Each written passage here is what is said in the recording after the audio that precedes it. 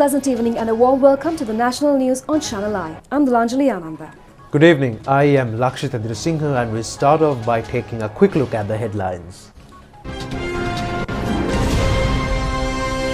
The Mahasangha say that the outcome of intelligent and planned decisions of the President have become a reality. The Grade 5 scholarship examination concludes successfully. The Minister of Mass Media says the country is in need of an education system which could identify the skills of students. Minister of Power says there will not be power cuts today as well as in the next 2 days. 75 more Omicron infected persons have been identified. The health divisions advise the general public to receive the booster vaccine immediately. A US study says that the booster vaccine provides 90% protection. The price of a barrel of crude oil in the world market has been further increased. The Mahasangha says that the outcome of the planned and far-sighted decisions of President Gotabaya Rajapaksa has turned into reality. They further point out that it is the responsibility of all sections to unite for the victory of people's expectations, placing their confidence on the President, who is a leader of a vision with practical knowledge. The Mahasangha have expressed opinion at a meeting of the Buddhist Advisory Council yesterday. The Buddhist Advisory Commission has met for the 12th occasion at the President's office yesterday. The Mahasangha has also recalled the commitments of the President to develop the country and to safeguard the people from the COVID pandemic amidst economic difficulties and challenges. The Mahasangha has also reiterated that it is the responsibility of the Buddhist Advisory Council to assist the President in his efforts to provide solutions by presenting true information on the problems in the country. President Gotabaya Rajapaksa has further stated that he continuously expects the guidance of the Mahasangha, especially in passing of legislation. The President also said that in the same manner he had fulfilled the expectations of the majority in safeguarding the Sinhala Buddhist heritage amidst COVID obstructions.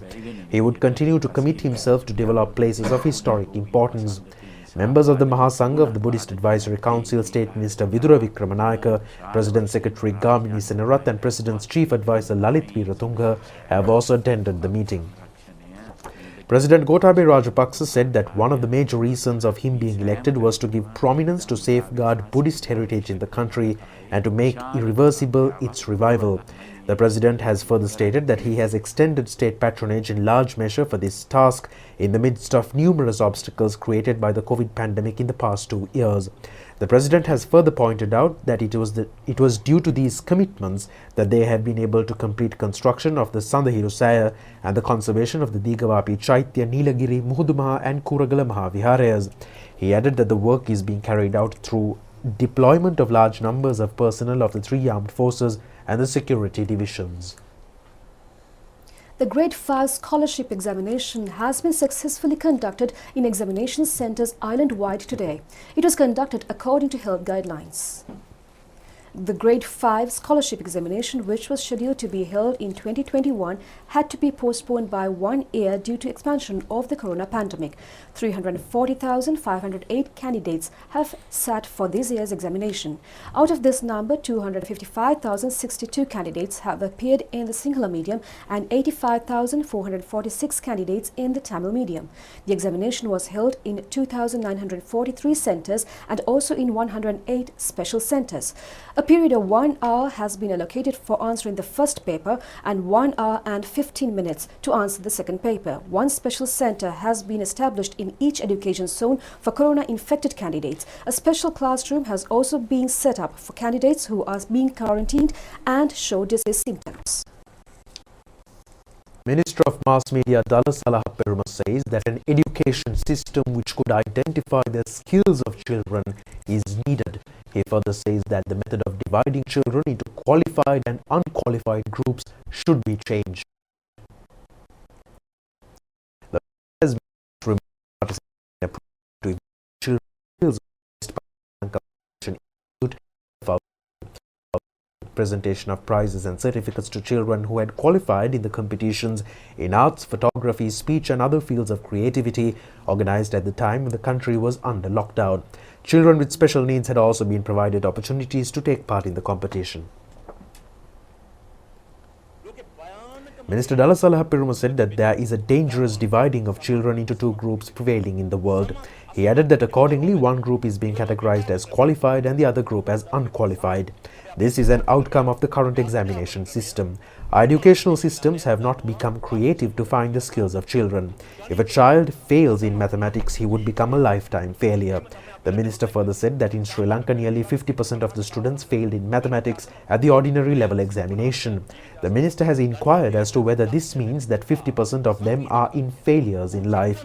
A child not competent in mathematics may display capabilities in the fields of music or in arts. Some children have shown excellence in technology. The minister also said that when reports on students who have secured 3A passes are published in front pages of news on printed media, inner columns of the same newspapers report on children who have committed suicide due to failures in examinations.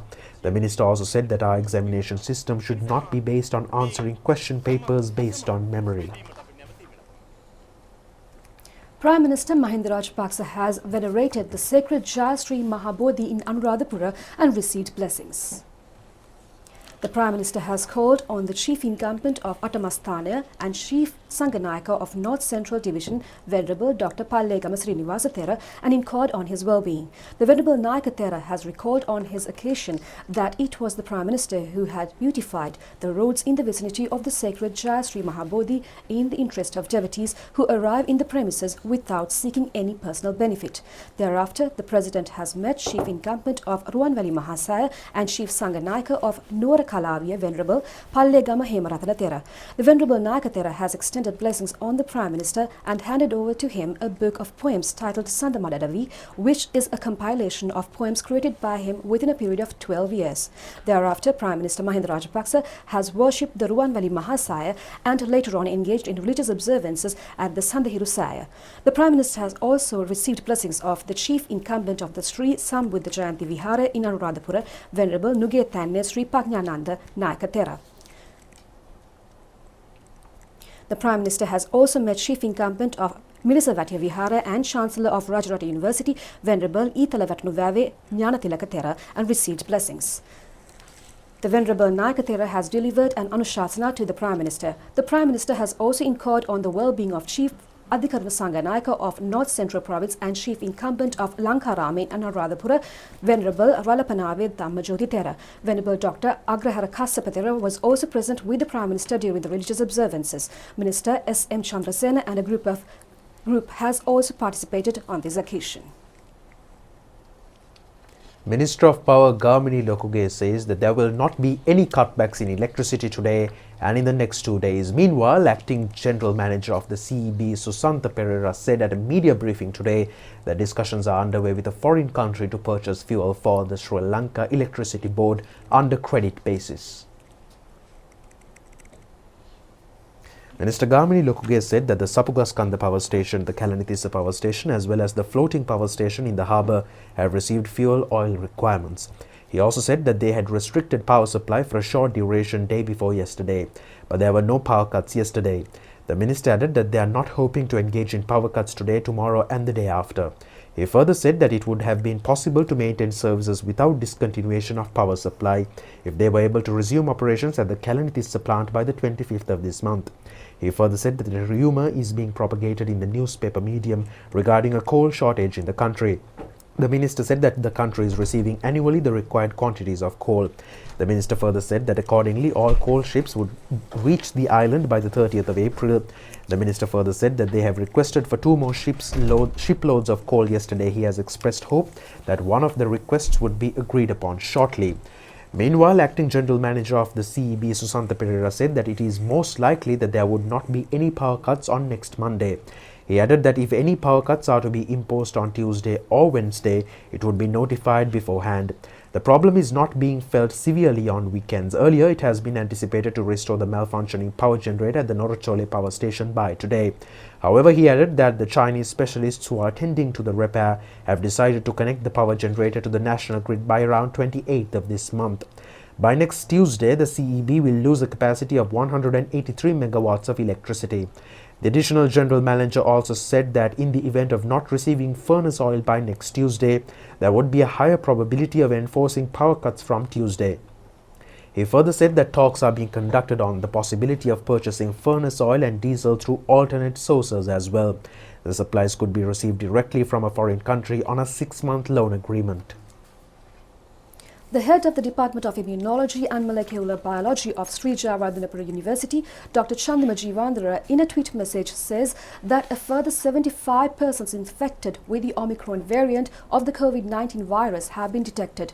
Meanwhile, health divisions warn that a rapid growth in the number of afflicted patients may take place if the people do not receive the booster dose vaccine. 845 COVID-19 infected patients have been identified in the country today. In his message, Dr. Jeevandara further says the infected persons have been detected in tests conducted on the samples obtained in the first, second and third weeks of this month. Accordingly, 75 Omicron infected persons and 3 Delta infected persons have been found. According to the report, the cases have been reported from several towns throughout the island.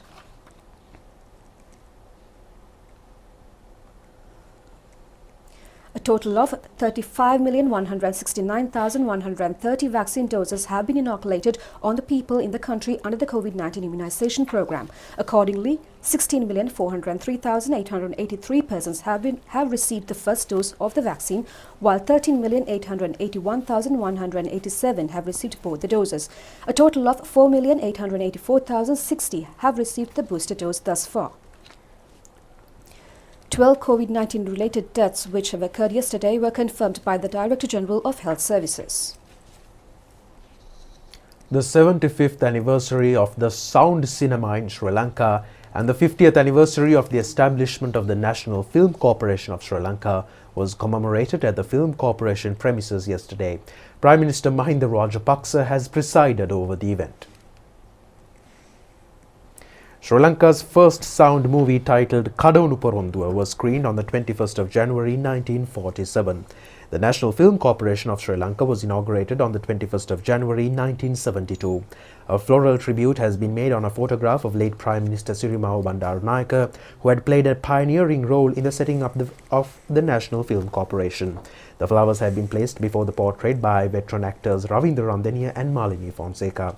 A commemoration stamp of the denomination of 25 rupees and a first day cover were also issued in connection with the 50th anniversary of the corporation. Veteran actor Vijayaratna Warakagoda has delivered an address on the topic 50 years of history of the National Film Corporation. Pension allowances have also been presented on senior cinematographies on this occasion. The contributions of Dr. Sumitra Piris to the local cinema have also been evaluated. Appreciations have also been extended on several cinema artists who have been subject to international commendations.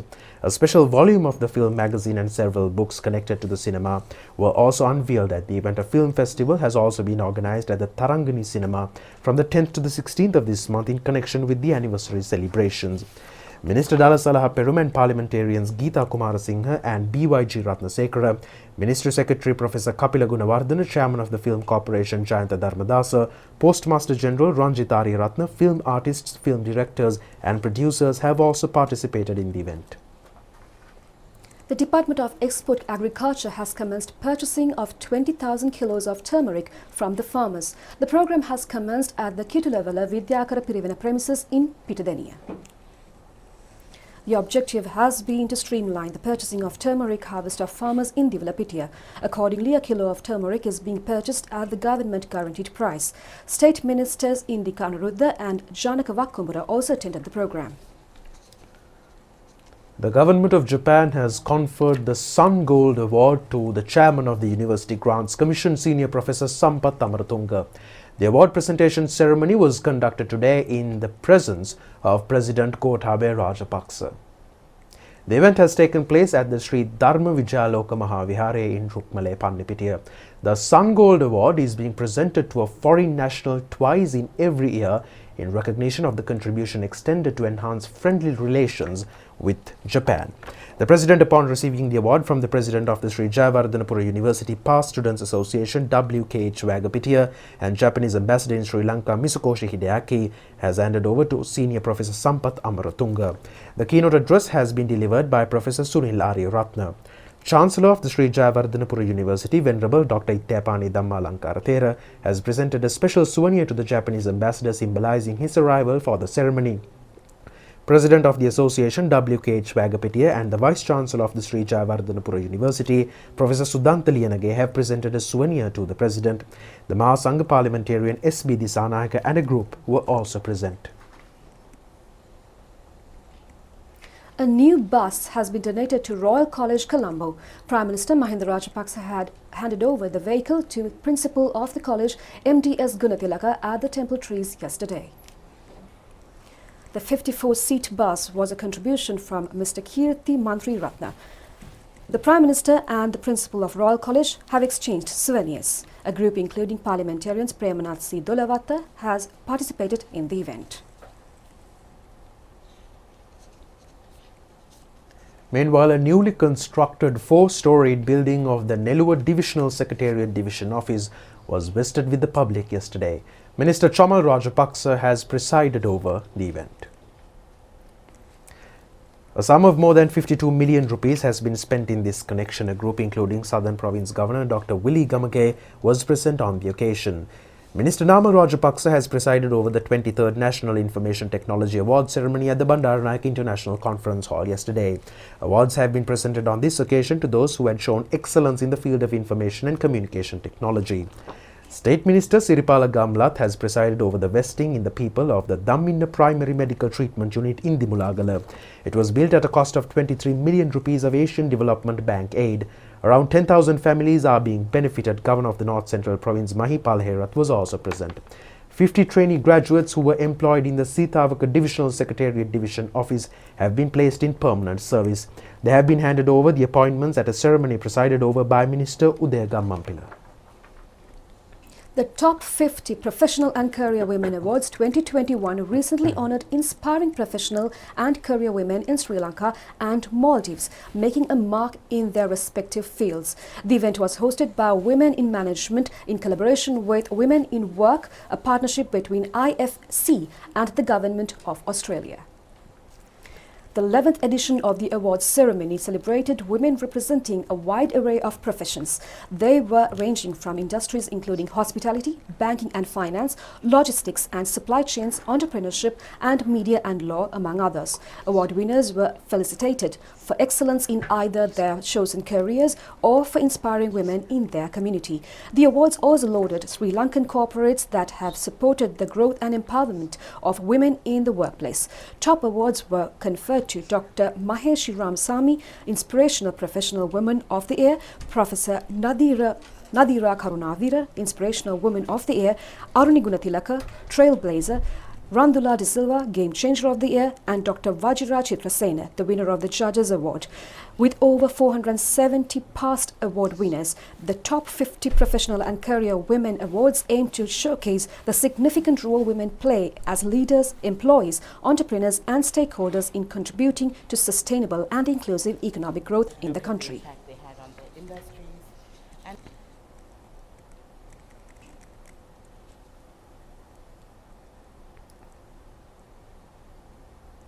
The Sri Lanka Customs today has officially taken over the container scanning system purchased from Rapiscan Private Limited. Installing of non-intrusive examination equipment is one of the measures any customs administration can make to improve the clearance efficiency of imports and exports. Under the project, Sri Lanka Customs has acquired 4 Rapiscan Eagle P60 fixed X-ray scanners capable of scanning a container in less than 3 minutes. A ceremony in this connection was held at the Sri Lanka Customs headquarters under the patronage of Director General of Customs, retired Major General Vijita Ravipriya, to mark the handing and taking over of the system. Senior Vice President of Rapiscan Systems Private Limited USA, Coran Kisian, has attended as the chief guest.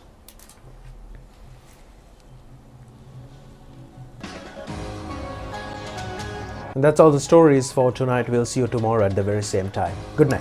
Good night.